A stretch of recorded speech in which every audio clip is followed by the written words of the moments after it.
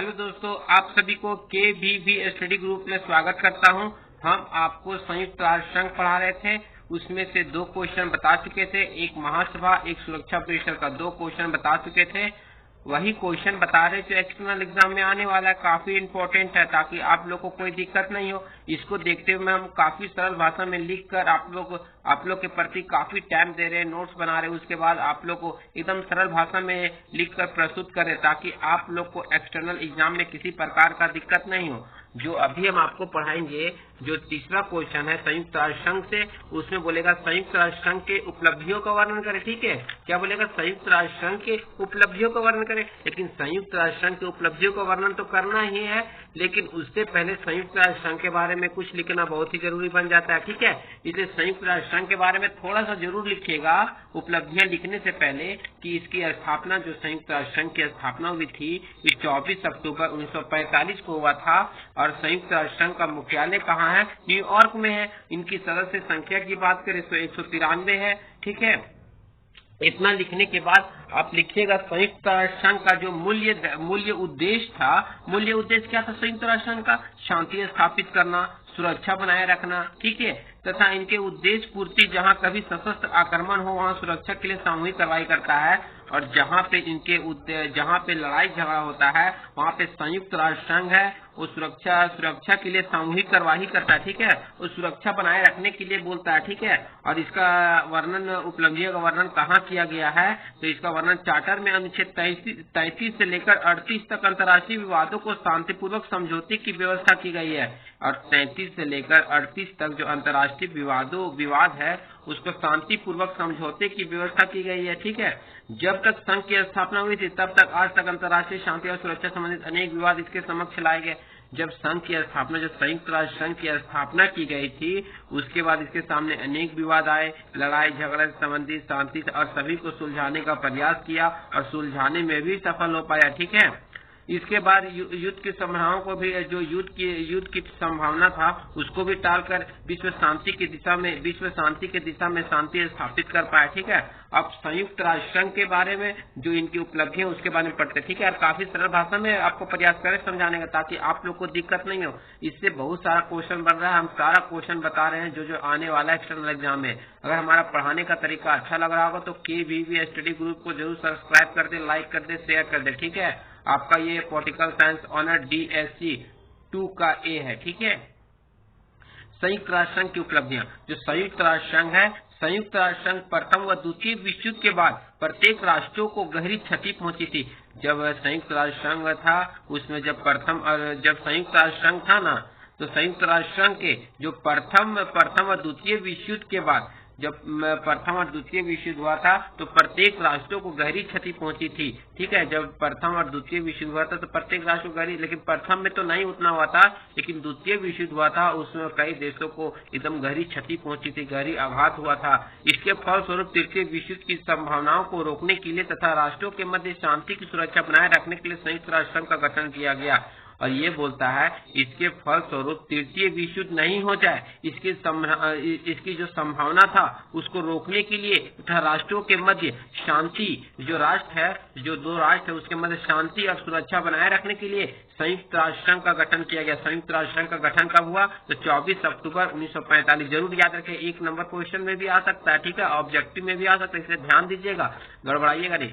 जब कभी भी किसी राष्ट्र के मध्य विवाद उत्पन्न होता है, जब किसी भी राष्ट्र के जो मध्य है जब उसके बीच विवाद उत्पन्न होता है तो संयुक्त राष्ट्र संघ है UNO, उस सक्रियता से कार्य करते और सक्रियता से काम करते हैं। ठीक है, काम करते हुए इसके बीच विवाद को शांतिपूर्वक शांत करवाता है। जो इसके बीच विवाद होता है उसके बाद शांतिपूर्वक शांत करवाता है ताकि युद्ध जैसी संभावना ना बन सके, ताकि युद्ध जैसी संभावना नहीं बन सके। अगर शांत नहीं कराएगा तो ऑटोमेटिक है कि लड़ाई झगड़ा होना निश्चित है। इसलिए ये चाहता है कि लड़ाई झगड़ा नहीं हो और संभावना लड़ाई झगड़ा का नहीं हो सके, शांति बनाकर रखे। ठीक है, अब तक तृतीय विश्व युद्ध जो जैसी कोई संभावना का न दिखाई देने का इस बात का सबूत है और बताता है कि अब तक तृतीय विश्व युद्ध नहीं होने का एकमात्र कारण संयुक्त राष्ट्र संघ की स्थापना की गई और इन्होंने काफी हद तक शांति स्थापित करने में सफलता पाई है। ठीक है, इसकी कई उपलब्धियां जो निम्नलिखित है, देखिए जो सफलता पूर्वक शांत करा पाई है। ठीक है, इनकी निम्नलिखित उपलब्धियां, ठीक है, मानवीय क्षेत्र की उपलब्धियां, जो मानवीय उनके क्षेत्र में, हम जानते हैं कि संसार में शांति तभी स्थापित हो सकती है जब मानवीय जीवन के सभी समस्याओं का अंत हो।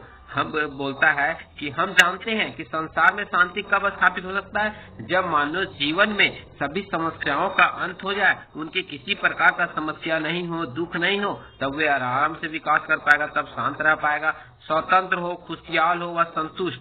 मानव अंतर समाज अर्थात सभी क्षेत्रों में संपन्नता स्थापित करने के लिए संयुक्त राष्ट्र संघ ने सामाजिक, आर्थिक, राजनीतिक, शैक्षणिक प्रत्येक क्षेत्रों में कार्य किया है, जिसमें है सामाजिक, आर्थिक, राजनीतिक, शैक्षणिक प्रत्येक क्षेत्रों में जो मानवीय क्षेत्र की उपलब्धियां उसे संयुक्त राष्ट्र संघ है, उस सभी क्षेत्रों में काम किया जाता है। उपलब्धियां हासिल है, जो निम्न प्रकार जो उपलब्धियां हासिल किया वो निम्नलिखित प्रकार से। उपनिवेशवाद की समाप्ति, चाहता है कि उपनिवेशवाद की भी समाप्ति हो।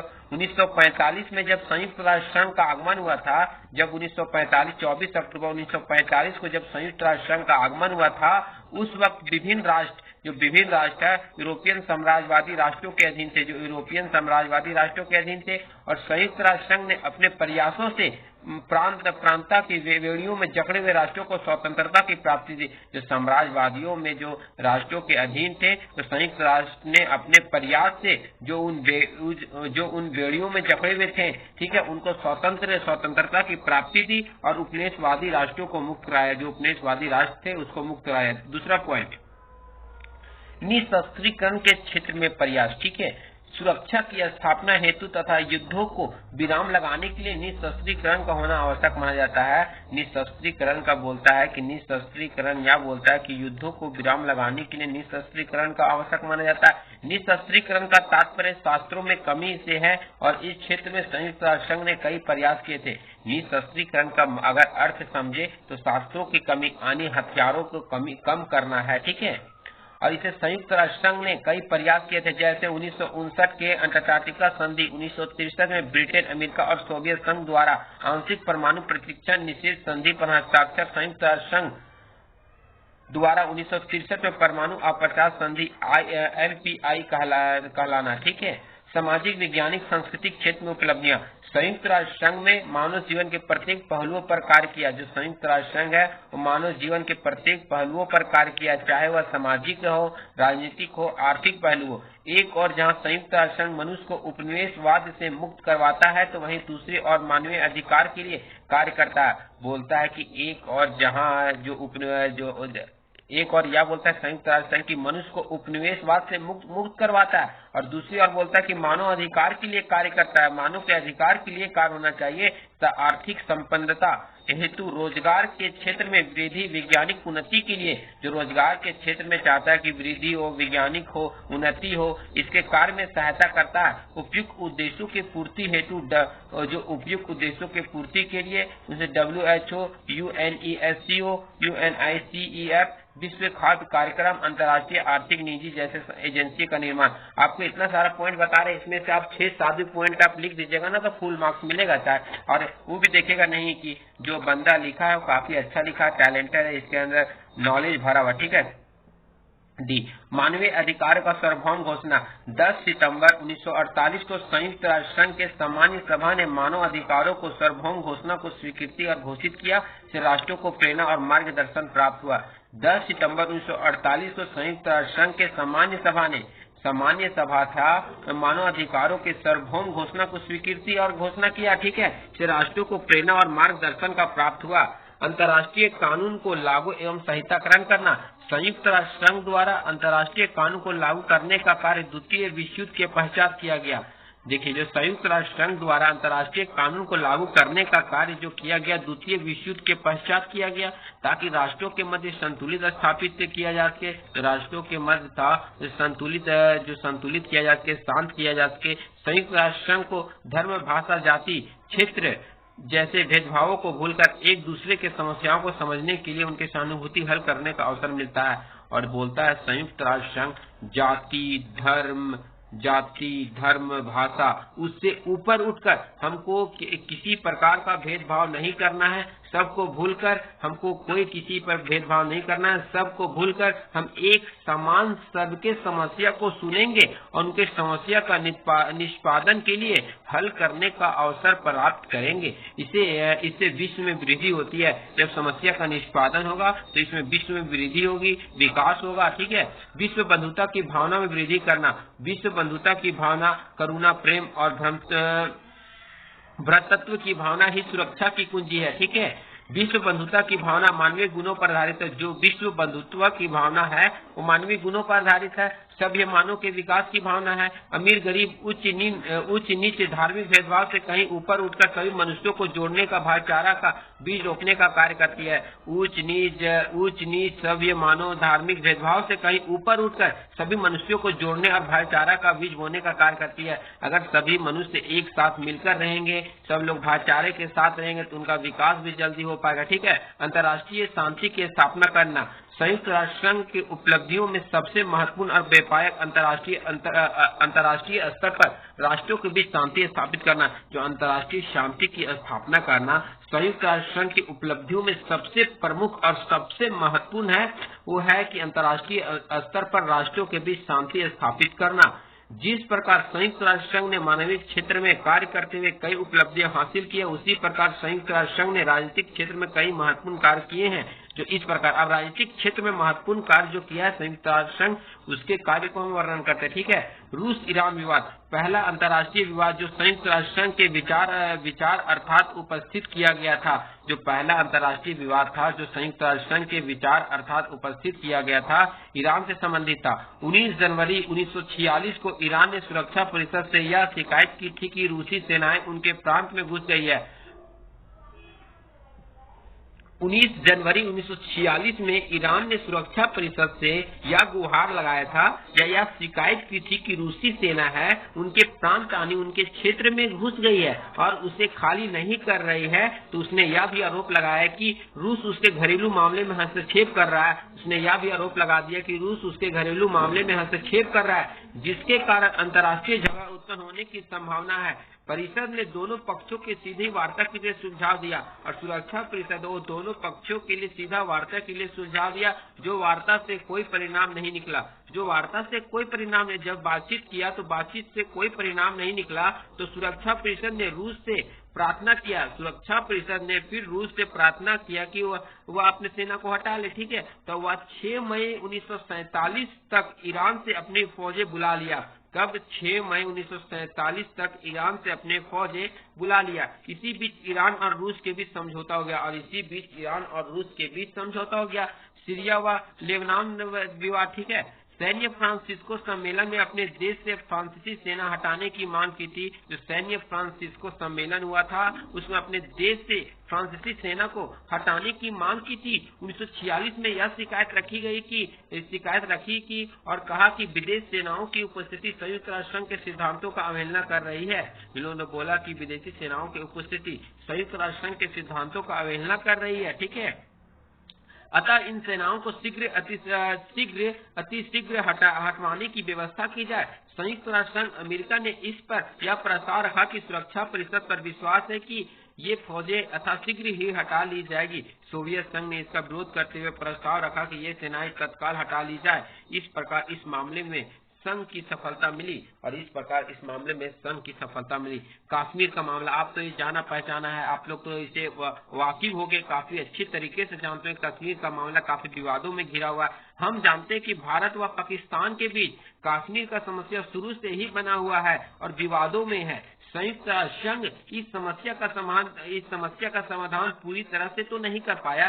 कहने का तात्पर्य यह है कि जो कश्मीर का मामला है, भारत और पाकिस्तान का मामला है, संयुक्त राष्ट्र संघ काफी हद तक समस्या का समाधान कर पाया। लेकिन अभी भी हम कह सकते हैं कि जो संयुक्त राष्ट्र संघ समस्या का समाधान पूरी तरह से अभी तक नहीं कर पाया, परंतु उसमें भारत और पाकिस्तान के बीच इस समस्या को लेकर जो युद्ध की स्थिति बनी हुई है उसको कम करने का प्रयत्न किया है। और इसका कहने का मतलब है जो भारत और पाकिस्तान के बीच जो समस्या को लेकर जो युद्ध की स्थिति बनी हुई थी उसको कम करने का प्रयत्न किया गया। सुएज नगर 1956 में मिस्र द्वारा सुएज नगर का राष्ट्रीयकरण कर दिए जाने पर यह समस्या उत्पन्न होती है कि इनमें 3 राष्ट्र फ्रांस, ब्रिटेन, इजराइल, इसमें क्या 3 राष्ट्र फ्रांस, ब्रिटेन, इजराइल एक साथ थे तथा मिस्र अलग था। ये तीनों राष्ट्र मिलकर मिस्र पर हमला कर देते हैं। कौन कौन हमला कर देते हैं? France, Britain, Israel. ठीक है। हमले के पश्चात मिस्र ने यह समस्या को संयुक्त राष्ट्र संघ की महासभा के समक्ष रखता है और इसके समाधान की मांग करता है। इस समस्या को जो है इस समस्या का समाधान के लिए महासभा के समक्ष रखता है और इसके समाधान की मांग करता है। तब संयुक्त राष्ट्र संघ का यह घोषणा करता है कि तीनों राष्ट्र अपने अपने सेनाओं को मिस्र से हटा ले। यदि वे ऐसा नहीं करते तो अन्य राष्ट्र उन्हें आर्थिक अन्य सहायता देना से बंद कर देंगे। देखिए, जो बोलते हैं उनको तीनों को बोलते हैं कि अगर आप मिस्र से अगर अपनी सेना को नहीं हटाते हैं तो आपको हर एक राष्ट्र आर्थिक सहयोग और अन्य सहयोग देना बंद कर देगा। इस घोषणा के पश्चात ब्रिटेन और फ्रांस ने अपनी सेनाएं हटा ली, परंतु इजराइल टिका रहा। इस डर से फ्रांस और ब्रिटेन ने अपना सेना हटा लिया, लेकिन परंतु इजराइल टिका रहा। ठीक है। तथा मार्च 1957 में इजराइल कुछ शर्तों के साथ मिस्र से अपनी सेना हटा ली और इन्हें कुछ शर्त रखा। उसके बाद ये अपना सेना मिस्र से हटा लिया। कांगो संयुक्त राष्ट्र संघ 30 जून 1960 को स्वतंत्र हुआ था। जो कांगो है 30 जून 1960 को स्वतंत्र हुआ था और जुलाई 1960 को कांटा प्रांत के राष्ट्रपति ने केंद्र सरकार से संबंध तोड़ लिया था। और जो कांटा प्रांत के राष्ट्रपति थे केंद्र सरकार से संबंध तोड़ लिया था। कांगो में गृह युद्ध आरंभ हो गया था। कांगो ने संयुक्त राष्ट्र संघ से प्रार्थना किया। कांगो के जो सदस्य हैं उन्होंने संयुक्त राष्ट्र संघ से प्रार्थना की कि सुरक्षा परिषद के निर्णय और आदेश पर एक अंतर्राष्ट्रीय शांति सेना गठित की गई, जिससे कार्रवाई में शांति स्थापित हुई। जब स्थापित हुआ, जब सेना गठित की गई, उसके बाद कार्रवाई होने के बाद शांत हो गया। ठीक है। कोर चैनल विवाद 1947 में ग्रेट ब्रिटेन ने सुरक्षा परिषद में यह शिकायत की थी कि कोर चैनल में अल्बानिया द्वारा बिछाई गई सुरंगों में हानि पहुंची है। ठीक है।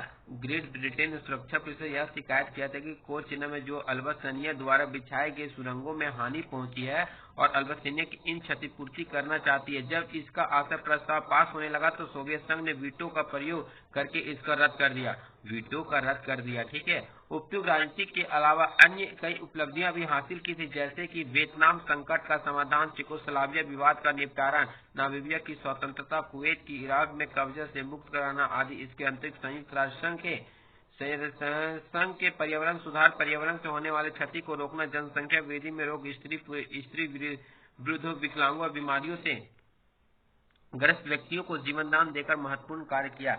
इस तरह आपका संयुक्त राष्ट्र संघ के उपलब्धियों खत्म हो गया और काफी सरल भाषा में एकदम समझाने का प्रयास किए हैं। अगर आप लोग को नोट्स चाहिए तो कमेंट कर दे, आप लोग को नोट्स है उसको प्रोवाइड कर दिया जाएगा। और काफी मेहनत से बनाते हैं प्यारे दोस्तों, इसलिए हमारे चैनल को जरूर लाइक सब्सक्राइब करना ना भूले और अपने दोस्तों के पास शेयर करना ना भूले। और आप लोग के सामने आज बहुत जल्द फिर आप लोग के सामने एक वीडियो फिर लाने का प्रयास करेंगे। इसमें 3-4 वीडियो और आएगा जो इम्पोर्टेंट होगा और आप लोग ध्यान से पढ़िएगा, सिर्फ पढ़िएगा नहीं तो वीडियो ऑन करके छोड़ दीजिएगा। आप लोग को सिर्फ सुनिएगा, सुनने से ही आप लोग को पता चल जाएगा और आराम से लिख के आइएगा एक्सटर्नल। मुझे पुनः उम्मीद है कि आप लोग एक्सटर्नल एग्जाम में काफी अच्छे से लिखिएगा और अच्छे से लिखने के बाद आप लोग का मार्क्स भी अच्छा आएगा, रिजल्ट आएगा। उसके बाद हमको बताइएगा कि हमारे पढ़ाने का तरीका कितना सफल हो पाया, मेरा पढ़ाने से कितने लोग सफल हुए। ठीक है। और रिजल्ट कितना अच्छा आया आप लोग को। ठीक है। आप लोग बताइएगा जरूर। ठीक है। और हमारे पढ़ाने का तरीका अच्छा लग रहा होगा तो फिर आपको एक बार फिर बोलते हैं कि KVV स्टडी ग्रुप को जरूर सब्सक्राइब कर दे, लाइक कर दे, शेयर कर दे अपने दोस्तों के साथ। ठीक है।